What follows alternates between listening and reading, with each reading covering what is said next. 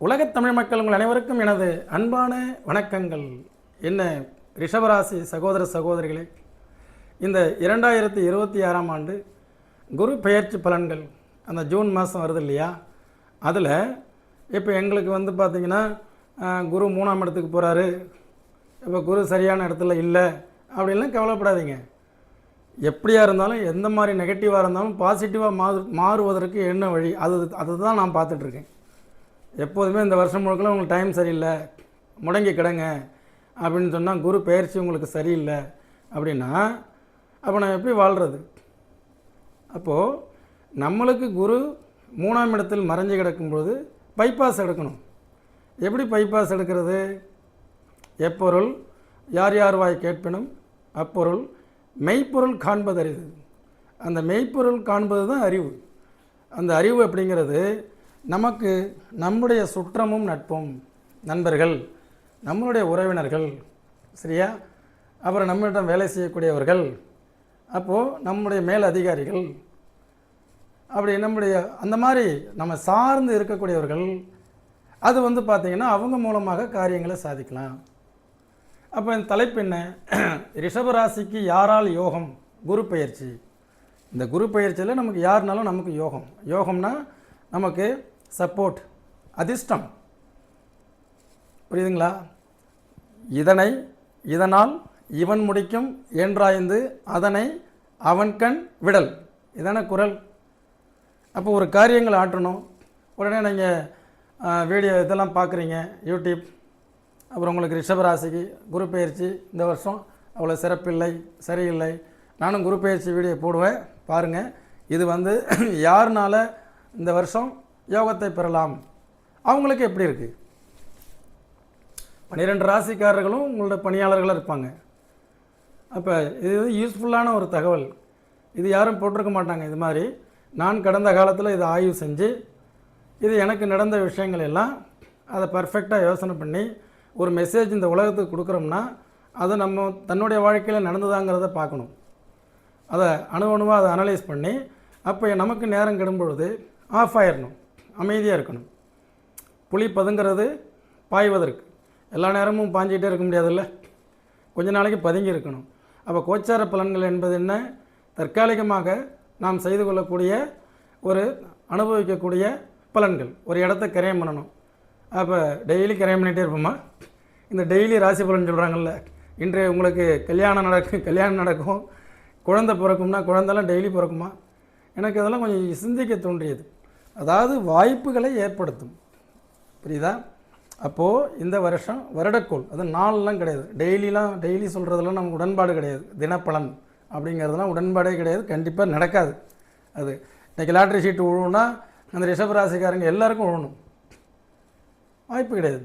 ஒரு வருடக்கோள், இந்த ஒரு வருஷம் குரு பெயர்ச்சி ரிஷபராசிக்கு 3ஆம் இடத்துல இருக்குது, ரைட். அது 11 கூடையவன் 3இல், 8 கூடையவன் 3இல், விபரீத ராஜயோகங்கிறதுலாம் உங்களுக்கு குரு பயிற்சி வீடியோ நான் தான் அடிக்கடி உங்களுக்கு ட்ராவல் பண்ணிட்டு தானே இருக்கேன். அந்த குரு பயிற்சி வீடியோவில் சொல்கிறேன். இப்போ இந்த வருஷம் நீங்கள் நம்ம காரியம் சாதிக்கணும், நம்ம சாப்பிடணும், நம்ம நமக்கு பொழப்பு நடக்கணும். யாருனால? யாரை பயன்படுத்திக்கலாம்? அவங்களுக்கு எப்படி இருக்குது? இதுதான் சிம்பிள் கான்செப்ட். அப்போது உங்களுடைய ராசிக்கு 5ஆம் ராசி யார்? உங்களுடைய ராசி ரிஷபராசி, அவங்களுக்கு 5வது ராசி அப்படிங்கிறது கன்னி ராசி. அந்த 5வது கன்னி ராசிக்கு குரு இப்போ 11ஆம் இடத்துல இருக்கிறார். அவங்களுக்கு லாபகரமாக ஒரு சூழலில் இருக்கிறார். அப்போ அந்த கன்னி ராசிக்கு 7 கூடையவன் 4 கூடையவன் 11இல். அவங்களுக்கு 4ஆம் இடம்ங்கிறது இடந்தடம் வீடு வாகனங்கிறதுனால பெனிஃபிட். 7ஆம் இடங்கிறது நண்பர்கள், கூட்டு தொழில், கூட்டாளினால பெனிஃபிட். அந்த மாதிரி ஆதாயம் அடையும் பொழுது நீங்கள் ஏன் அவங்க பேரில் பந்தயம் கட்டக்கூடாது? நீங்கள் ஏன் அவங்களோட ஜாயின் பண்ணி அந்த ரியல் எஸ்டேட் பிஸ்னஸ் பண்ணக்கூடாது? நீங்கள் ஏன் அப்போ 4 கூடையவன் 11ஆம் இடத்துல உச்சம். அப்போ ஒரு பக்கம் சைட் போடலாம் வாங்க. யார்? கன்னிராசி கூட சேர்ந்துக்குங்க. என்ன, அவங்கள கூப்பிட்டுவாங்க. அவங்களுக்கு ஜாதகப்படி அந்த வாகன யோகம், வாகனாதிபதி யோகம், வீடு கட்டும் யோகம், ரியல் எஸ்டேட் யோகம், அது மாதிரி பில்டர்ஸ் யோகம் இருக்கான்னு செக் பண்ணுவோம். செக் பண்ணிவிட்டு அடுத்தது அவங்களோட ஜாயிண்ட் வெஞ்சர் போடுங்க. அவங்க போய் நின்னாங்கன்னா ஒரு பேரை செலக்ட் பண்ணி தர்றேன் அவங்க வந்து இந்த நகர்னு உருவாக்குங்க, அவென்யூன்னு போடுங்க, அற்புதமாக வந்து வியாபாரம் நடக்கும். எல்லா சைட்டையும் விற்று போச்சுன்னா யாரால்? கன்னிராசி. கன்னிராசிக்கு தான் 4 கூடையவன் 11 உச்சம். தற்காலிக பலன்களை வாய்ப்புக்காக காத்திருக்கக்கூடியவர்களுக்கு அற்புதமாக கோச்சார பலன் வேலை செய்யும். அதுவே வாழ்நாள் முழுக்கணும்னு எடுத்துக்கக்கூடாது. சரிங்களா? அப்போ கன்னிராசியினுடைய அதிபதி யார்? புதன். ரிஷபராசினுடைய அதிபதி யார்? சுக்கிரன். புதன் சுக்கிரன் சேர்ந்தது தான் விஷ்ணு மகாலட்சுமி. அப்போ இந்த காம்பினேஷன்ஸ் நீங்கள் இது வந்து சார் நாங்கள் 2 பேரும் சேர்ந்து பிஸ்னஸே பண்ணலாமா? ஜாதகத்தை பாருங்கள். லைஃப் லாங் தொடர வேண்டிய விஷயங்கள். சார் நாங்கள் காதலிக்கிறோம்னா கல்யாணம் பண்ணுங்க. சார் இந்த பொண்ணை கல்யாணம் பண்ணலாங்களா? ப்ரப்போசல் வந்திருக்கு. அப்போ அது ஜாதகம் பொருத்தத்தை பாருங்கள். சார் இவர் வந்து இப்போதைக்கு உங்கள் வீடியோவை பார்த்ததுக்கப்புறம் கன்னிராசி நானும் சேர்ந்து ஒரு பார்ட்னர் பிஸ்னஸ் ஆரம்பிக்கலான் இருக்கோம். அது 2 பேருக்கும் மேட்ச் ஆகுதான்னு லக்ன ரீதியாக பார்க்கணும்.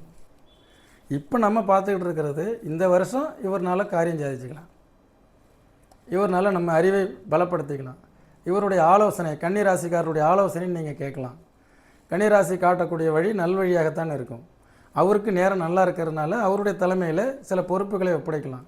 அவர் அற்புதமாக அதை செய்து முடிக்கக்கூடியவராக இருப்பார். அடுத்தது உங்களுக்கு ஒரு நல்ல ஒரு பாண்டிங். உங்களுக்கு சந்திரன் உச்சம் என்றால் உங்களுக்கு நேர் 7வது ராசி விருச்சிகம், சந்திரன் நீசம். அந்த நீசம் உச்சம் அப்படிங்கிறதுக்கு வியாக்கியானம் வேறு வீடியோவில் நம்ம பேசுவோம். இப்போ சமசப்தம ராசிகள்னு எடுத்துக்குவோம். ஒருத்தருக்கு ஒருத்தர் 2 பேரும் 7வது ராசிகள். அப்போ ஒன்றை ஒன்று ஈர்க்கக்கூடியது, பார்க்கக்கூடியது. அப்படிப்பட்ட அவங்களுடைய காம்பினேஷன்ஸ், அந்த ஜாயிண்ட் வெஞ்சர், 2 பேரும் சேர்ந்து ஒரு முடிவு எடுக்கிறது, அவர்கிட்ட கேட்டு ஒரு முடிவு எடுக்கிறது. ஏன்னா அவருக்கு கரெக்டாக பாருங்கள், ராசிக்கு அந்த 12 ஆண்டுகளுக்கு பிறகு குரு 5ஆம் பார்வையாக இந்த விருச்சிக ராசிக்காரங்களை பார்க்கும் பொழுது அவரிடம் இருக்கக்கூடிய இருள் அகன்று வெளிச்சம் பிறக்கும் நேரம். என்ன மாதிரி இருள்? அந்த 5ஆம் பார்வையாக குரு பார்க்கும் இடமெல்லாம் பொன்னவனுடைய பார்வை, அது அற்புதமான பார்வை இல்லையா? அந்த பார்க்கக்கூடிய ராசியில் அவங்களே தன்னிடம் இருக்கக்கூடிய பல தவறுகள், பல மிஸ்டேக்ஸ் எல்லாமே ரெனோவேஷன் பண்ணி ரெக்கவரி ஆகி அவங்க ஒரு நல்ல இடத்துக்கு வரக்கூடிய சூழலில் இருக்கும் பொழுது அவங்களே உங்கள் ராசிக்கு நேர் 7ஆம் ராசியாக இருக்காங்க விருச்சிக ராசி. அப்போ உங்கள் ராசிக்கு நேர் 7ஆம் ராசி உள்ளவங்க, அவங்களுக்கு குரு பலன் நல்லா இருக்குது, குரு பயிற்சி நல்லா இருக்கும்பொழுது அவங்க மூலமாக அவங்க காரியங்களை சாதிச்சுங்க. இதுதான் நிகழ்ச்சியினுடைய நோக்கம். அவங்க மூலமாக அற்புதமாக காரியங்களை நீங்கள் சாதித்து கொள்ளலாம். அவர்கள் நல்ல ஒரு கம்யூனிகேஷன்ஸ்க்கு ஒரு மக்கள் தொடர்பு ஏற்படுத்தி உங்கள் பிரச்சனைகளை, உங்கள் வியாபாரத்தை நல்லா நடத்தி கொடுக்கக்கூடியவங்களாக இருப்பாங்க. ஒரு நல்ல மீடியேட்டராக இருக்கக்கூடியவர். நல்லா வந்துட்டு ஒரு ஸ்ட்ராங்காக ஒரு காரியத்தில் முன்னாடி கால் எடுத்து வச்சாங்கன்னா பின் வைக்க மாட்டாங்க. புரியுதுங்களா? அதுக்கு அடுத்தது இங்கே பாருங்கள், உங்களுடைய ராசிக்கு 9வது ராசி, உங்களுடைய ரிஷப ராசிக்கு 9வது ராசி மகர ராசி. உங்களை வேறு லெவலுக்கு எடுத்துகிட்டு போகக்கூடியது, உங்களை அதிர்ஷ்டகரமான உங்களோட காம்பினேஷனே லக்கியான காம்பினேஷனாக இருக்கும். ரிஷபமும் மகரமும் 2 பேருக்குள்ளார ஒரு நல்ல பாண்டிங் இருக்கும். அப்போ 12 ஆண்டுகளுக்கு பிறகு 180 டிகிரியிலிருந்து நேர் எதிர்பார்வையாக 7ஆம் பார்வை, இந்த 7ஆம் பார்வையாக பார்க்கக்கூடிய மகர ராசியை பார்க்கறதுனால, குரு பார்க்கறதுனால மகர ராசிக்கு இந்த குரு பயிற்சி பலன் ரொம்ப அற்புதமாக இருக்குது. அப்போ இவங்கள் பின்னாடி போனீங்கன்னா நீங்கள் பாராட்டப்படுவீர்கள், நீங்கள் மேன்மையாக்கப்படுவீர்கள், புகழப்படுவீர்கள், நீங்கள் ப்ரமோஷன் ஆவீர்கள். உங்களுக்கு வந்து அவங்க கையினால் ஒரு துவக்கம் பண்ணி வைக்க சொல்லுங்கள். வியாபாரமாக இருக்கட்டும், வேலைக்கு ரெஸ்யூம் கொடுங்க, அவங்க மூலமாக மூவ் பண்ண சொல்லுங்கள், கரெக்டாக சக்ஸஸ் பண்ணி கொடுத்துருவாங்க. ஏன்னா ஒரு கிங் மேக்கர் ராசி மகரம். மகரம் தனக்கு தன்னலமற்ற பிற நலத்துடன் செயல்படக்கூடியது பெரும்பான்மையான ராசிகள். மகர ராசிக்காரர்கள் அவங்களுக்கு தெரியாத விஷயமே, உங்களுக்கு தெரியாத நுணுக்கம், உங்களுக்கு தெரியாத சூட்சுமம் அவங்களுக்கு தெரியும். அப்போது அவங்களோட நீங்கள் ட்ராவல் பண்ணிங்கன்னா உங்களை ப்ரமோட் பண்ணி விட்டு போயிடுவாங்க. ஏன்னா குறுகிய கால தற்காலிக பலன்கள், வாய்ப்புகளுக்காக காத்திருக்கக்கூடிய, சம்பவங்களை எதிர்நோக்கி இருக்கக்கூடிய அந்த கோச்சாரம் தான் குரு பெயர்ச்சி. இந்த ஒரு வருஷத்தில் சாதிக்கிற விஷயம், இந்த 1 இயர். அதே மாதிரி உங்களுக்கு லாபத்தை தரக்கூடிய, ஆதாயத்தை தரக்கூடிய மிக உன்னதமான நம்பகத்தன்மையான ராசி அடுத்தது மீனராசி. இந்த மீனராசி அப்படிங்கிறது குரு அவங்களுக்கு ராசிக்கு அதிபதியே அவங்க ராசியை பார்க்குறதுனால இவங்களுக்கு 12 ஆண்டுகளுக்கு பிறகு மகோன்னதமான ஒரு முன்னேற்றம், ஒரு மேன்மை, ஒரு இடமாற்றம், அதனால் அவங்களுக்கு நல்ல உயர்வு, இது எல்லாமே அவங்களுக்கு கிடைக்க போகுது. அப்படிப்பட்டவங்க உங்களுக்கு லாபாதிபதியாக இருக்கிறதுனால இவங்க மீனராசினால் இந்த ரிஷபராசிக்கு இந்த வருஷம் அற்புதமான லாப மேன்மைகள் வந்து சேரும். என்ன நேயர்களே, புரியுது அவங்களுக்கு? நல்லா புரிஞ்சுக்குங்க. இந்த 5ஆம் வீடு கன்னி ராசியும் 7ஆம் ராசி அப்படிங்கிறது உங்களுக்கு விருச்சிக ராசினாலையும் 9ஆம் ராசி மகர ராசினாலையும் 11வது ராசி உங்களுடைய மீன ராசியாக வருவதனாலையும் இவங்கள்னால இவங்க யாராக இருந்தாலும் உங்களுக்கு தேவையான, ஏன்னா உலகமெங்கிலும் இருப்பாங்க, அவங்கள்ட்ட போய் நம்ம ஒரு இதில் போய் நம்ம வந்து ஒரு நீதிபதிகிட்ட இவங்க நீங்கள் என்ன ராசினா கேட்க முடியும்? அது மாதிரி கேட்க முடியாது. நம்மை சார்ந்தவர்களில் நண்பர்கள், உறவினர்கள், வேலையாட்கள், சக ஊழியர்கள், நம்மளுடைய ஃபாதர் மதர், குழந்தைகள், அண்ணன் தம்பி, அக்கால் தங்கை, இப்படிலாம் வரும்பொழுது நமக்கு வந்து இப்போ நேரம் ஏதாவது கொஞ்சம் கோட்சார ரீதியாக ரிஷபத்துக்கு குரு 3ல் மறைஞ்சிருக்கிறதுனால அப்போ நம்ம இவங்க மூலமாக நகர்த்துறோம். புரியுதா?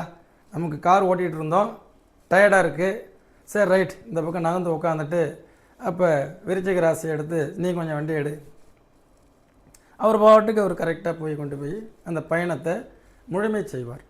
இது மாதிரி எந்த காரியமாக இருந்தாலும் இவங்களை பயன்படுத்திக்கங்க. இந்த வருஷத்துக்கு மட்டும், அடுத்த வருஷத்துக்கு அப்புறம் பார்ப்போம். அப்போ எந்த ராசிங்கிறத பார்ப்போம். ஏன்னா 12 ராசிலையும் நண்பர்கள் இருப்பாங்க, அதில் நம்ம இந்த ராசிகளை பயன்படுத்திக்க போகிறோம். புரியுதுங்களா? இதே மாதிரி நல்ல பயனுள்ள ஒரு வீடியோவில் மீண்டும் நான் சந்திக்கிறேன். என்றும் உங்கள் முனைவர் ஆலயம் ஜி. சுவாமிநாதன். நன்றி, வணக்கம்.